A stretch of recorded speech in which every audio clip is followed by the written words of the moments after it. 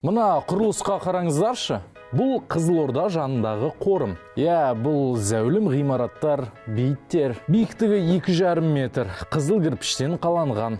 Барлығы жақсы ғой, бірақ имамдар мұнда еңсесі биік бейітті салудың қажеті жоқ дейді. Қабірді шеккенсіз, әшекейлеу, мүсіндер қою, сурет салу,